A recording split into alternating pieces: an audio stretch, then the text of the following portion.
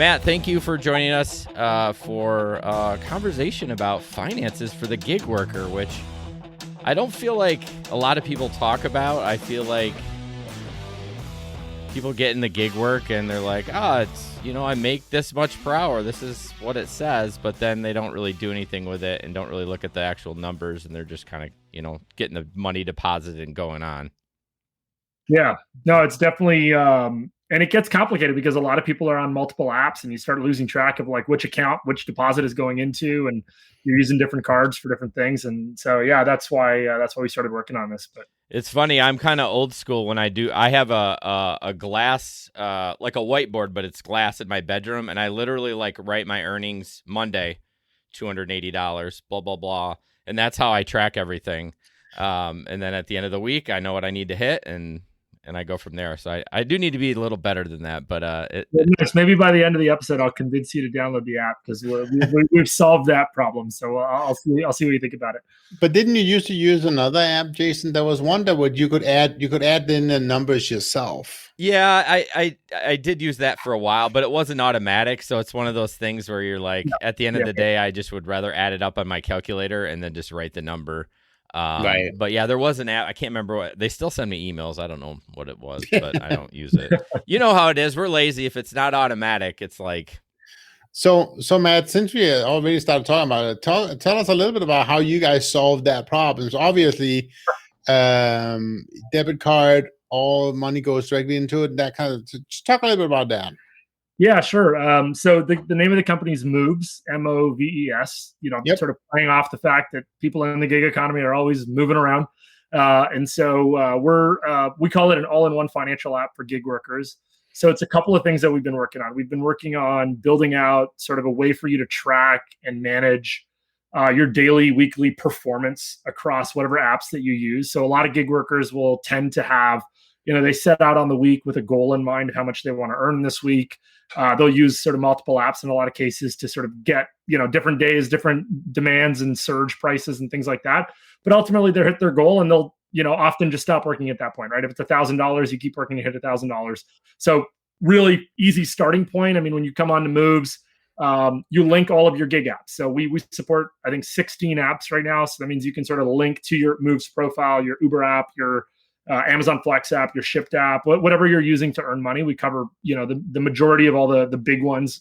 We haven't really come across one that people have asked for that we haven't supported. And so what that does is it populates your dashboard so that on like an hourly basis, it refreshes what your earnings are in that app for that week. So it just sort of keeps a going tally and it'll sum it up for you to say, hey, it's Tuesday, you're up to $250 between yesterday and today. The calendar sort of runs Monday to Sunday.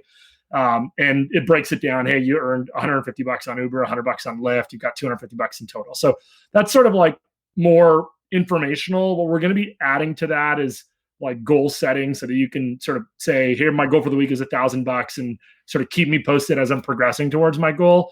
Okay. Easier way for people to manage just like a holistic picture of their earnings. And we found that most gig workers that we talked to, they sort of thought about their earnings on a weekly basis. We'll probably expand that into, annualizing your income so that when you're getting ready to file your taxes, you can get sort of an annual view of all the money you made and all the apps sort of summed up in a single place. If you need to prove to your landlord that you make money and you can afford rent, you can sort of like export, here's my income summary from all the gig apps that I use. And ultimately, we'll probably get into tools that help people prepare for their taxes. So that might be things like, auto deducting a certain estimated amount from your earnings and putting it into another account so that it's just sitting there the day you need to pay your taxes. So that's sort of part one of the app is this like dashboard. And if you guys are interested, I'm happy to show you what that looks like. But the second part of the app is really more like a bank account product. And there's a couple of things that we've been building on top of that we found resonated a lot. And so we started a couple of months ago by testing out a cash advance for gig workers, and sort of uniquely the only cash advance we could find in market that was explicitly designed to like match your historical earnings to like being the only metric we look at to approve you for a cash advance. And so we pull that same data, right? So we're looking at your Uber income, your Shipped income, whatever apps you're using. And we look at an average week and say, okay, in an average week, you're making $550 on all these apps. And so you get approved for a cash advance that's equivalent to 1 week's income. So if you ever ran into an unexpected car repair or your bike got stolen and you use that for food deliveries or whatever the case might be, just knowing that you have, roughly a week's income just available to you when you need it. And then that gets collected back from you over a 10-week period. And we've built that to be extremely affordable. I mean, we charge 3.5% for that product. Oh. So no additional fees. And so you borrow $100, you pay us back $103.50. Like it's that simple. And where that's going is it's going to get, it's not even a monthly rent. It's like for the each time. Yeah. Each time. Yeah. So wow. That's so easy to calculate. Over 10. And we tried to make it super, super intuitive. I mean, you borrow $100, it's $103.50, which means we're going to take 10 payments of $10.35 out of your account, and so it's very, very simple over 10 weeks. Right. And so that's something that we started testing back in February that we found resonated a lot, because the day that you need sort of $300, often you don't really know where to go to get that $300 because your car needs an unexpected repair or something like that. Right. Well, you can go to Payday Advance and pay them 27% back, right? Well, I'm sure it's more than that. Oh yeah, some of them are pretty nuts. I mean, some of them when you sort of calculate it out to annualized interest rates are in the hundreds of percentage points, right? So anyways, we saw an obvious gap there. The card that we just rolled out actually yesterday is moving the product towards like a single account for all your gig income. So right now we'll find people often take advantage of the products that are offered to them, like the Amazon Flex Reward card or the Uber GoBank card or whatever those are, because they have like a specific feature associated to that platform. Mm-hmm. Right? And often the primary feature people are interested in is some combination of like, hey, I want to get my pay instantly. Right. Or I want to get some sort of rewards, cash back or gas perks or something like that. Right. So we're trying to aggregate all of that into a single account so that you can have your Moves card, have your direct deposits flowing in from your various gig apps, and still get the ability to pull out all of your earnings on all of your apps same day. That's being built. It's not live yet. What's live today is just the cash advance feature and the debit card that you can use to spend it, but you can also request the cash advance to a third-party account. So if you bank with Chase, you can request the cash advance to your Chase account, and we'll send it out to your Chase account. So there's the product, as with a lot of apps, it changes month over month. We're building a new feature, we're adding sort of new characteristics to it. And then the last part that we just started dabbling in is this idea of a community tab. And one thing that we heard a lot was just gig workers being curious as to like, what are other gig workers doing around them? And so within this community tab, eventually we'd like to build out more features that sort of give you a sense of almost like a mini little social network for gig workers. So you can see other people in your city who just finished a delivery nearby. How much tip did they receive? You could sort of like share your milestones, like, hey, I just got a really great tip. Here's how I did it, whatever. And like start to build out this idea of gig workers just sort of like trading and comparing notes with each other and celebrating each other's successes. And I'm pretty sure a lot of that is against terms and conditions for most of those apps. So be careful with that. What's that? Yeah. If you have it too much, like too centered, they don't like sharing much of that information. Not even if it's the drivers themselves that does it. Well, I mean, I don't think that would be a problem. I mean, I don't know what that would violate. It's just like Facebook. Well, yes, but on Facebook, it's not centralized in one location. It's on many different networks, many different groups and that kind of stuff. So that's why they really can't do much about it. I'm fairly sure if you start sharing a lot about what you make and all that stuff, I don't think they're going to be very happy at all. I disagree, but either way. And I think ultimately long term, your point is sort of well taken, Jesper. And I think like one of the issues we see is like how much leverage sits in the hands of these companies and how little leverage sits in the hands of the gig worker. Right? Absolutely. Like, when we started building this, it was with a view towards like, there's a lot of frustration around gig workers feeling like unappreciated, unheard, a little bit sort of marginalized, and they're just expected to take whatever's given to them and never ask for more and never sort of make demands. And we saw this over the course of the last couple of years. You've probably heard a ton of this through your podcast. It's just people wanting to unionize, people wanting to demand minimum wages, and a lot of that is this frustration where like gig workers, provide an enormous amount of value to these companies, and they're often not it's not recognized. It's not they're not rewarded for it, maybe to the degree they should be. So a big part of our like strategy is like, hey, how do we celebrate gig workers more? How do we give them a product that really feels like it's focused on them? Because if you use Uber as a driver, you know that Uber's primary concern is their customer. Their secondary concern is their driver. Oh, yeah. And so, can we build a product that the primary concern is the driver, right? The primary concern is the delivery guy, whatever the case might be. So that's what we're hoping to build.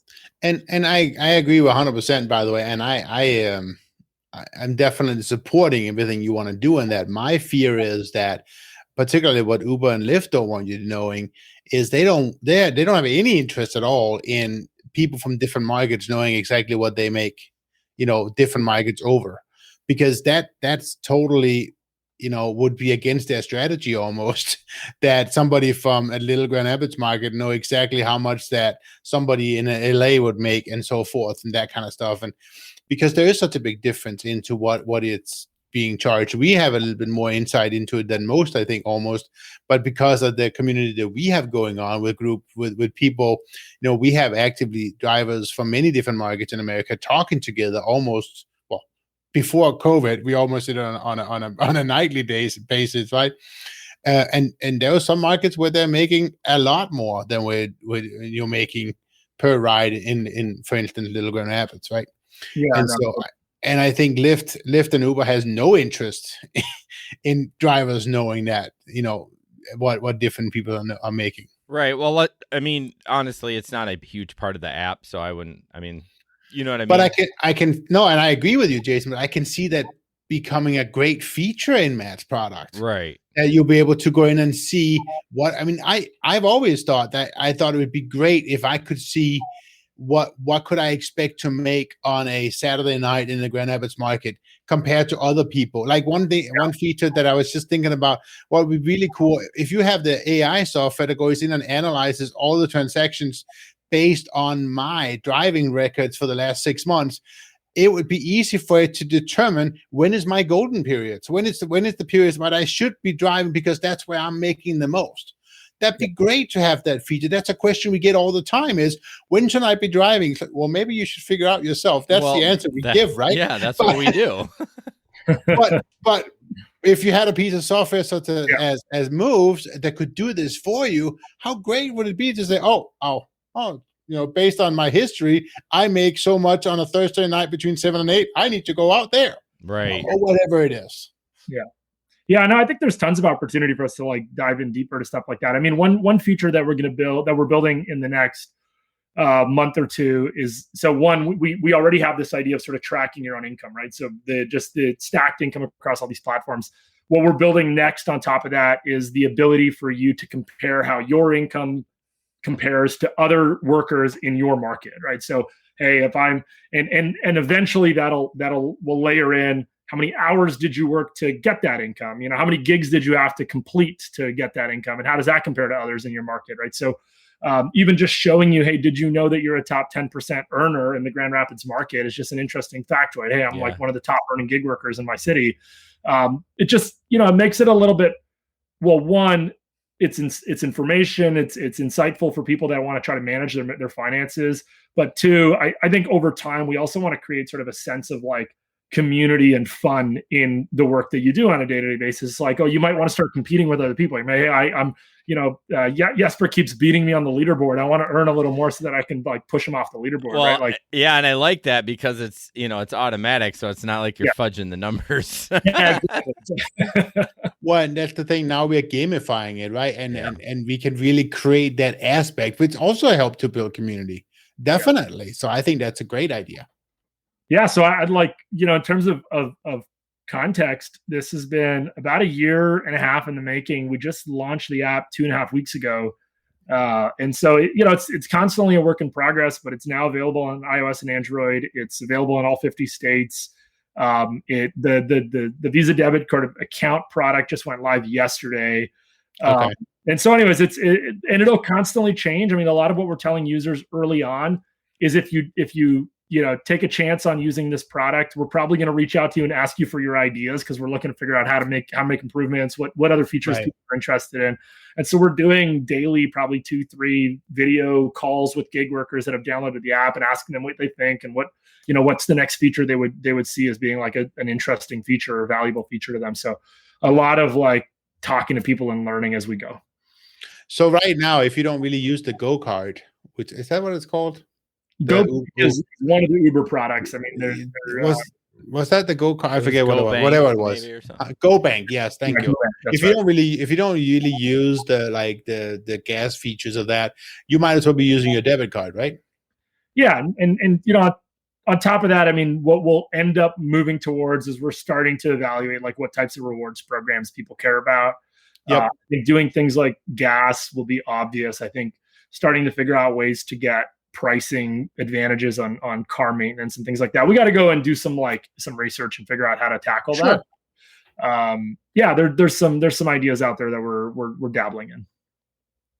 Yeah, I think this is a good product. I would definitely be the most interested in the rewards. As we talked in our pre-show a couple of weeks ago, that I use the Amazon rewards card because it gets me up to 6% off. And again, I drive a SUV, so gas is my biggest expense. So although that card, what a disaster product that they put out. It is, I mean, it won't let me transfer money to my external account, and sometimes it does. It's real sketch, I'm not going to lie, but I just deposited all my Amazon money on there. But again, they all have a card, and it gets kind of stupid to have 6 cards, and you're like juggling them all. So that's why I just focus Amazon. You go into gas, that's all you're doing. You're not spending anything else on this card. But and honestly, if you are a full-time gig worker, it has a much higher impact on your credit score if you have it all gathered in one spot, as opposed to having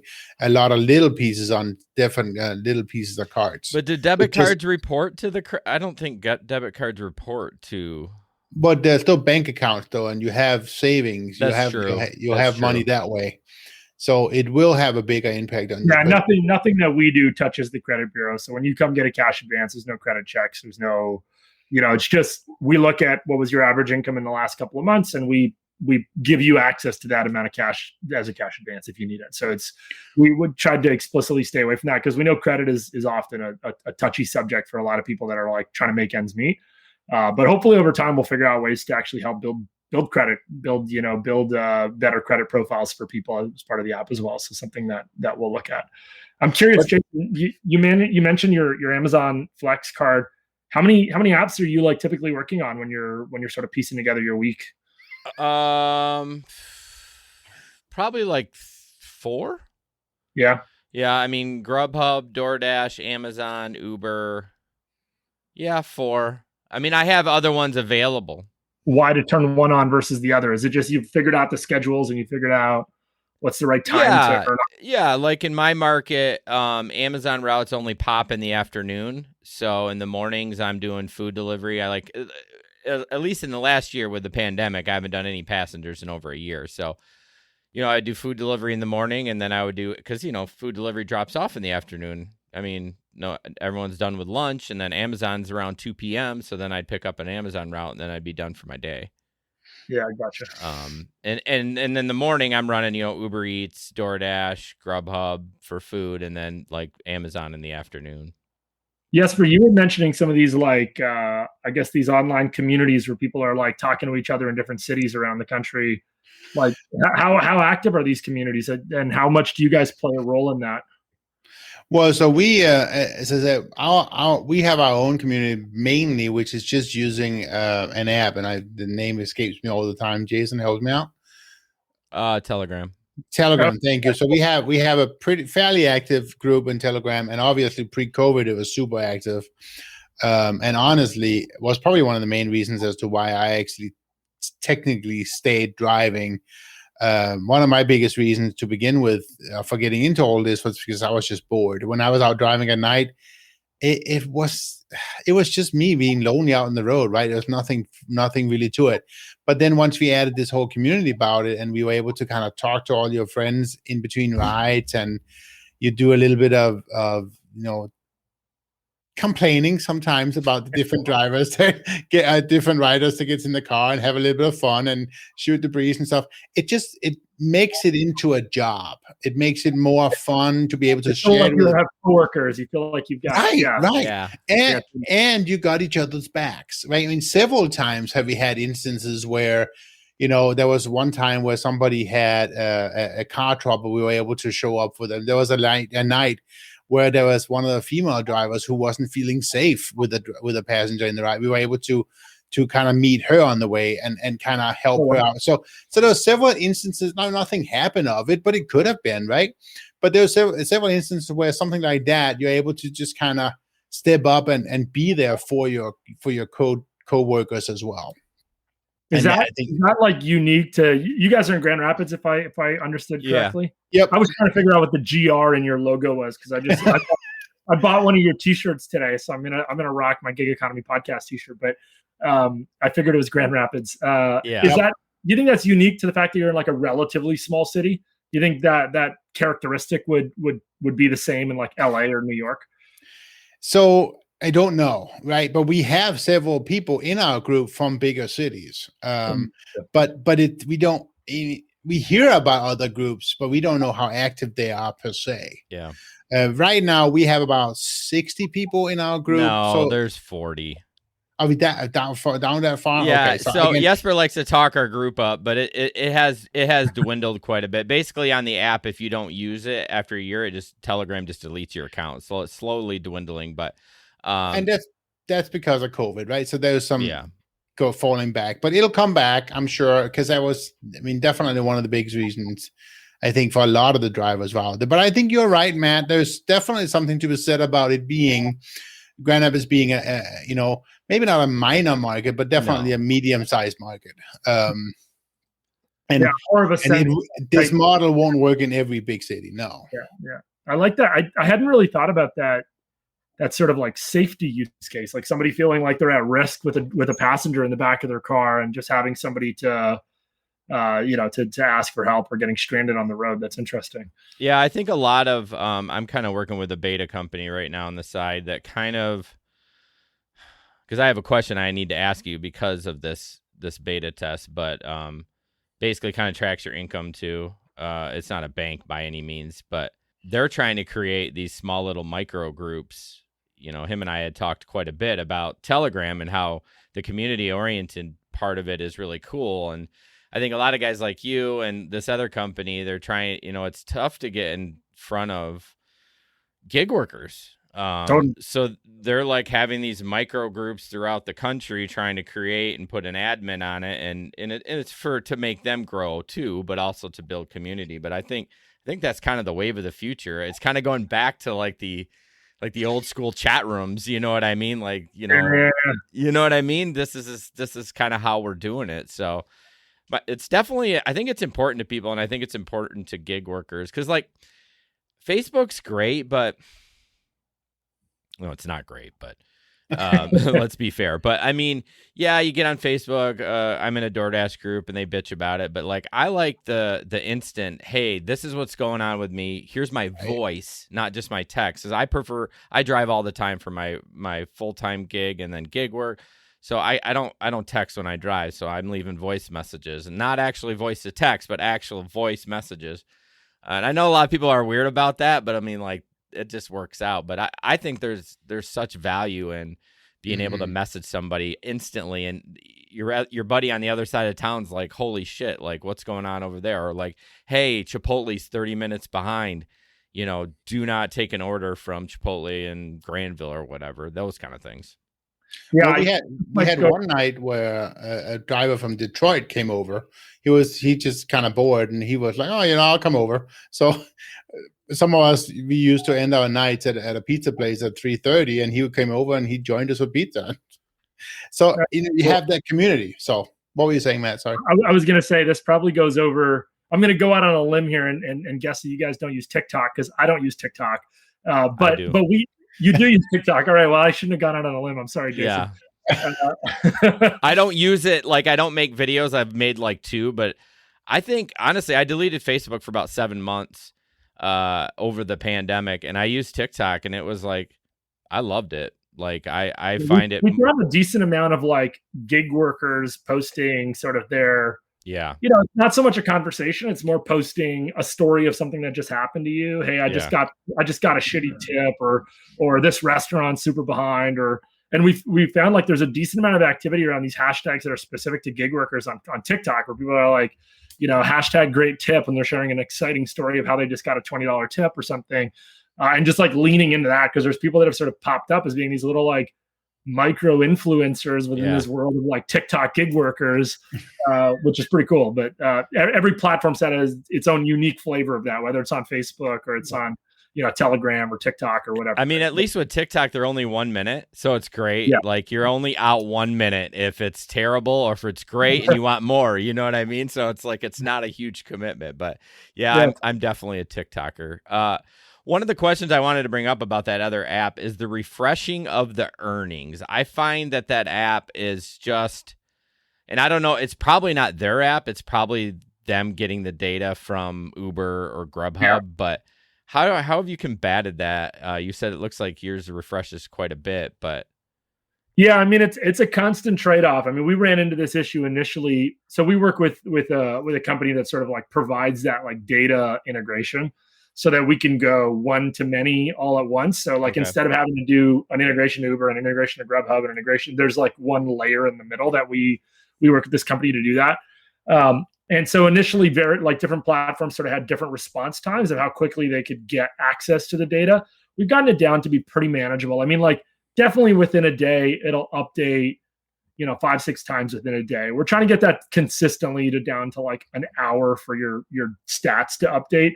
What's different that we learned is that when we go in to pull data, there's certain data within your profile, let's say on Amazon Flex, that we can get really quickly, and there's other data that's a little bit less apples to apples when you're going across platforms. And so, like a star rating on one app might be different. It might be a different ranking system on another app, right? And so when we try to build this in, like if we wanted to pull into your profile on Moves, hey, here's your average star rating.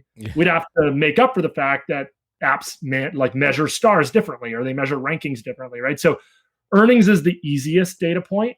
The other ones are a little bit more unique to the context of the app that we're pulling it from, right? So we're trying to figure out how do we normalize that, because if I want to give you an understanding of like, your Uber versus Lyft, I mean, like one idea that we're thinking about longer term is that if a worker stops working for an app, they shouldn't lose their reputation. Like you built up this reputation for working on Lyft. The fact that you stop driving for Lyft doesn't mean you should start from scratch again. So can you like carry that reputation with you, right? So this would be something that we'd eventually like start emphasizing a little bit more, is that once you pull your reputation into Moves, it's constant, right? Like you stop driving for Lyft, you still have this history of your Lyft reputation, right? Like it's still there. And for whatever that's worth, I think it's just like our sort of vision is how do we like shift the power away from these companies a little bit, give it back to the driver a little bit, right? So there's definitely some little sticking points with the data, but generally speaking, for what most people are using it for, they'll come into the app once a day to see their like end of day income. We haven't had any issues with that. If you wanted to come into the app after every completed ride, you might be disappointed that it's not updated after every completed ride. Well, yeah, and I think daily is fine, but I honestly add my stuff up throughout the day. Well, not everyone, don't get me wrong. Like I know by like 11 a.m. I'm not going to be at my goal unless I just had like a $75 tip or something like that. But I do try to get an idea. So I'm like, all right, I need 6 more deliveries, I know, or I need 3 more, or But yeah, that app wasn't even doing it daily, so the daily would be a game changer. We're way beyond daily. We're down to sort of like hourly, sometimes every 2 hours, but like it's sort of within the range that you'll see an update in your stats. Does it show you how old the data is then? Do you have like right on the screen like when the last time it was pulled? See, that's powerful. Data from 4 p.m. or something like that, and so it's 5:30. You're just waiting for the next update. And right? the service you may be using, I mean, you have other. This company is not a financial company, so they may not have the best whatever security or layer. They're a company called Argyle. They do they do sort of like payroll data broadly. And so like, not just gig companies, but they specifically have integrations into all these gig data sets. Yeah. So we do like one integration with this company called Argyle, and then that allows us to capture, I think we're at 16 gig apps. So it sort of goes down the list of like your really, really common ones, Uber, Lyft, Amazon Flex, DoorDash, et cetera, and to some more obscure ones like WAG for dog walkers and things like that, right? So there's and over time, Jason know about that one. Yeah, I did. I definitely did that at one point. Oh, cool. I mean, it's a cool app. It's just it's not as common. Yeah, common as Uber drivers, obviously. Right. Yeah. Cool. Well, tell us how you can get. What's the app? What people search for in the App Store? Just Moves.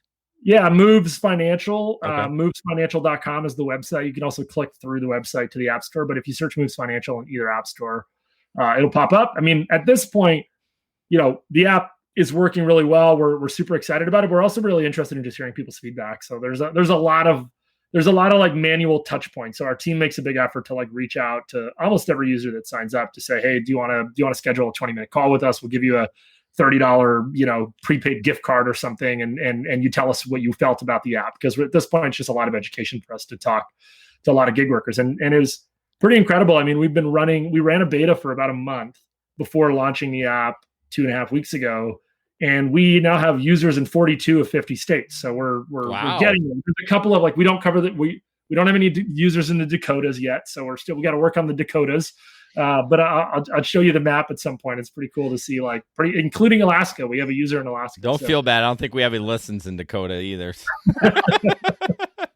There's some markets that's very little. Very little gig work going on in there. A lot of oil fields, not a lot of gig work. So I think I'll be signing up, though. I'm about ready to get back out there on the road. I actually just got approved again today, Jason. Oh, my good. background check came back, so that's all good. But yeah, so I'm thinking about go back to the curve and kind of use yours and just kind of see it. I'm a big geek when it comes to gamifying things. So I love the whole idea of bringing multiple apps together. Not that, I mean, I only have one app, so it's not a big deal. But you're driving Uber, Jesper? Yeah, so I used to be Uber and Lyft, right? And so yeah, I'll be doing some food delivery until probably at the end of the year is when I'll feel safe to take passengers again. So yeah, I gotcha. Well, Matt, I appreciate. Go ahead. What were you saying? Well, I was just gonna say on that note, how's the vaccine rollout been in your part of the country? Are you guys? Oh yeah, we're pretty much.